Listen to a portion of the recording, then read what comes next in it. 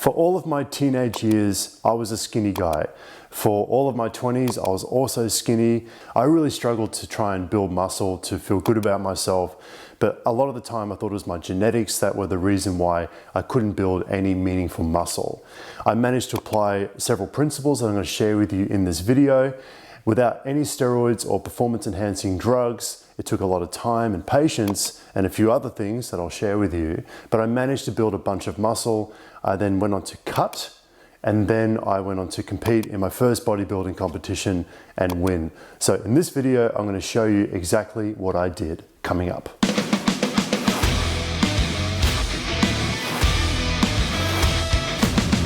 Welcome back to my channel. It's Brad from bradnewtonfitness.com. If you are a teenager or in your 20s or 30s even, and you're really skinny and struggling to build muscle, I've made this video for you. As mentioned in the intro, I really did struggle to build muscle as a skinny guy in my teenage years. I had people tell me that it was my genetics, it was my body type, that it would be impossible for me to build any kind of muscle. I've got a fast metabolism and all these kinds of things, which to some extent is true, but I let that dominate my belief system, and that was for the most part the reason why I gave up on a lot of programs. I didn't believe in a lot of programs because I thought deep down it was my genetics that were ultimately going to rule and have the final say in how much muscle I could build. So as I mentioned in the introduction, I managed to apply these principles that I'm about to share with you in this video. I managed to break out of being a skinny fat guy, build a bunch of muscle, all without steroids, no performance drugs, nothing. Never tried steroids in my life, never have, never will, and that's my personal choice. It did take time though. That's why I put patience here, because it did take a long time to build muscle for me personally as a one skinny guy. I want to talk firstly about nutrition. So we have three parts that I've split the video up into: nutrition, training, and patience. I will timestamp these as well. Don't skip. I recommend watching the whole video because all of these are extremely important. So the first thing is you're going to calculate your target calories and macros for bulking, right? So down in the pinned comment below, I will link up a macronutrient calculator, which you can click on, put in some details. It will tell you what your target calories for bulking are. If you just click on the preset, drop down, select bulking, it will add 10% on top of your maintenance calories. If that doesn't make any sense, I'll explain the basics in the article as well. I'm not gonna explain all of that sort of stuff. I'm just gonna jump straight to the meat in this video. So you're gonna use the calculator, you're gonna get your target calories for bulking and your target macros for bulking. Then you're gonna do one or two things. You're gonna either put those numbers into a bulking meal plan, right? You're gonna use a bulking meal plan, or you're gonna use MyNetDiary or MyFitnessPal. So it's up to you, MyNetDiary or MyFitnessPal. You can essentially, I use MyNetDiary. A lot of people use MyFitnessPal. It doesn't really matter. You can put those numbers into either one of those apps, right? And then you can just scan the barcodes of the food that you're eating and just hit those numbers, right? Hit your macros, as they say, if it fits your macros, just hit those macros. Then what you're gonna do is, with your target calories, you wanna be within plus or minus 150 calories of your target. So what does that mean? Now, when I first started, I believe from memory, I started on a target calorie of 2,700, right? So that was what I started with. Now, it's really important, first and foremost, when you're using the calculator, a lot of guys get really fanatical. They're like, Brad, I got 2,653 calories as my target. Do I really need to hit that exactly? I'm like, no, just round it to the nearest 100. That's completely fine. I like to keep things simple. So if you get 2,653, just round it to 2,700. But then some guys are like, well, do I need to hit 2,700 exactly? I'm like, no, you don't. Just give it a buffer. I like to keep things very simple, especially if you're a skinny guy and you're just starting a fitness journey. I don't want to overcomplicate this sort of stuff. There's already enough to take in, so I want to keep the numbers, round numbers, straightforward, simple. So call it 2,700 plus minus, that's a plus minus. So plus minus your target of 150 calories. So you want to be within a range of 2,850, right? So plus 150 or 2,550. Okay, so plus minus 150 calories of your target calories. So you're going to aim to kind of shoot in that range. That just saves you going a little bit crazy trying to hit the exact number, because a lot of people try and be precise with this sort of stuff. You don't need to be. If you're going to be plus minus 150, just try and overshoot by 150, okay? As opposed to undershooting by 150. You want to try and be in a calorie surplus as much as possible. Now, the next point I want to mention is that although it's great to have a starting point, right, in terms of your target calories, it doesn't mean that you're going to end at consuming that number of calories. So the biggest mistake guys made, and I made this as myself, is that I started off on 2,700, but I was wondering why I started gaining weight initially, but then I stopped gaining weight. I was like, what's going on here? You need to add incrementally to your target calorie number. And the way I did this was that I aimed to try and gain 1% body weight per month, right? So whatever your current body weight is now, just say your current body weight is 80 kilos, right? Which is 170, so multiply that by 2.2 to convert to pounds. I'm speaking with an American audience, I have some Australian viewers as well, so I'm using both kilos and pounds. So 176 pounds, 2.2, 176 pounds. So at 1%, you want to gain 1% of weight per month as a beginner, right? So this becomes less and less the more experienced you become. Let's just stick with 1% for now. So 1% of 8 kilos is 0.8. We just moved the decimal place 2 places to the left. So it becomes 0.8 of a kilo. In this case, 2 to the left here is 1.76 pounds per month. So if you're 80 kilos or 176 pounds, then your aim as a beginner is to gain per month 0.8 of a kilo per month, or 1.76 pounds per month. Now that doesn't seem like a lot. In fact, you might be thinking that is nothing. I mean, you can gain like 3 kilos overnight. You can gain 4 kilos, 6 kilos overnight. The problem that most people make, the biggest problem or biggest mistake people make when it comes to bulking is they are trying to gain weight as fast as possible. It comes back to being impatient. They're trying to gain as much weight as fast as possible, and they end up obviously gaining a lot of weight very quickly, but they also gain a lot more fat than muscle. Your body has no issues storing fat, but when it comes to building muscle, especially naturally without any steroids, it does take time and you can't rush this process. That's why I push patients a lot, and I'm going to get to that in a second, that this may not seem like a lot, right? But the idea is that slow and steady wins the race. You want to minimize fat gain when you're in a bulk as a skinny guy. You want to minimize the amount of fat that you will gain. Now, when you're bulking, as a general rule of thumb, you want your overall body weight to increase. You want to build muscle. That's the point of a bulk. But inevitably, you're going to build some fat as well. That's completely a normal part of the process. However, our aim is to minimize the amount of fat that you're putting on. Minimize it, not completely do it without fat, just minimize fat being put on. And the way to do that is to create what they call a slight calorie surplus. And I explain this in the articles. I'm not going to go into it now. And the way I did it was I ensured I was gaining 1% of body weight per month. And if I was gaining less than 1%, then I would add to my target calories, I would add about 100 to 150 calories to that target. So then it becomes 2,850, for example, or 2,900. And then I just keep adding and adding and adding, and I might finish at like 3,500 or 4,000 calories at the end of my bulk, okay? So you need to be prepared that you have a starting number for your target calories, but then you're gonna keep adding to it incrementally to keep the bulking process going. And as I said, the guide I use was 1% of body weight per month. So you just take your current body weight and multiply it by 100, or you can multiply it by 0.01, or you can just move the decimal place, easy. So the next one is protein. Now, protein is a big one. I won't go on about this too much, but the general rule of thumb in the bodybuilding space is 1 gram per pound of body weight per day. That sounds like a lot. For example, if you're 80 kilos, right? Or say 176 pounds, that's 176 grams of protein. So 1 gram per pound of body weight per day. Now, if you're a skinny guy, that's fine. You can use that rule, 1 gram per pound of body weight per day. If you're 40% fat and you're very obese, then I would suggest scaling that down a little bit, right?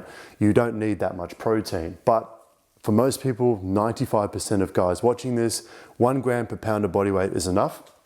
Now, I'll put up a table on your screen. You can use that table. I got this from examine.com. Using your body weight, it will give you lower end of the range for protein intake, the upper end of the range, and you can just pick a number in between, and that's going to be what you're shooting for in terms of protein per day.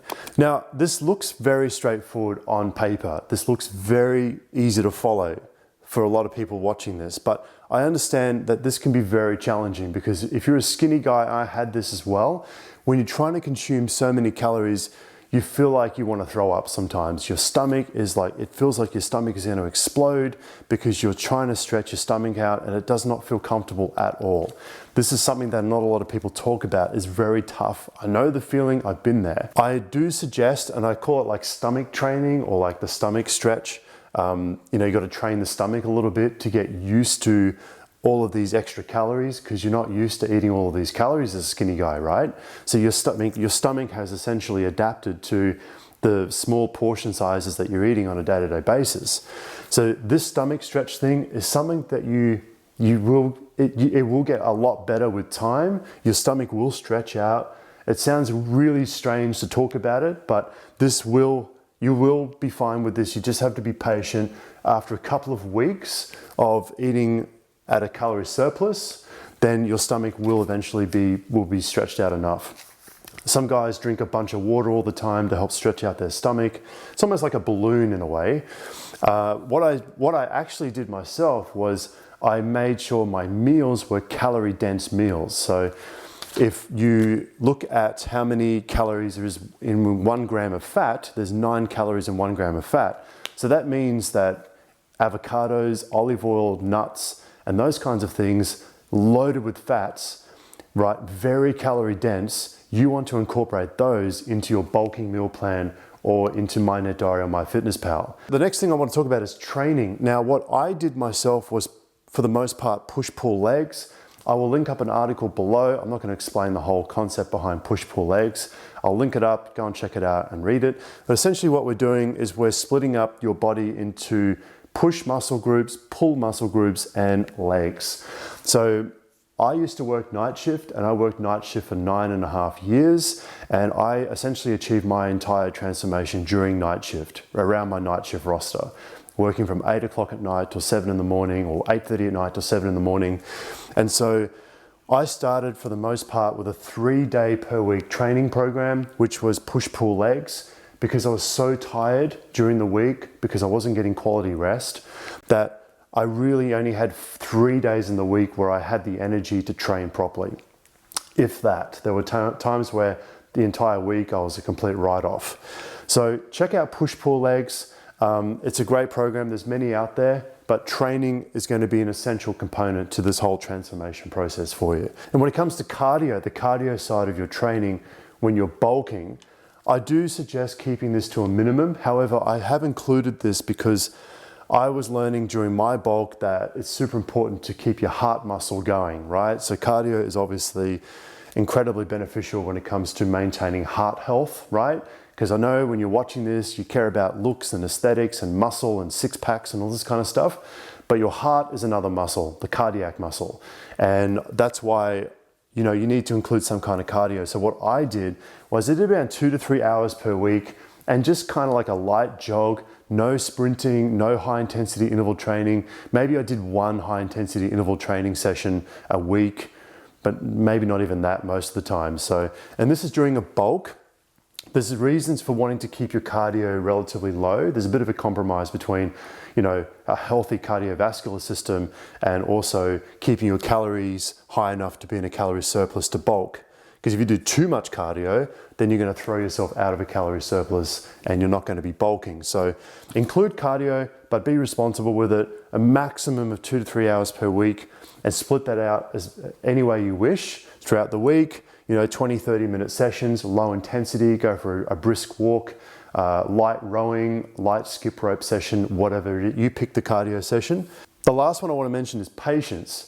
Now, this is extremely important. I know if you're a subscriber to the channel or you know me personally, I always talk about patience and everything to do in life, because you can do all of these amazing things in this video, but if you only do it for a month, it's a waste of time. In fact, I'll show you on your screen once again, my proper bulk and my proper cut were 11 months each. I'll even show you my DEXA scan report that I think I had like 6 or 7 DEXA scans.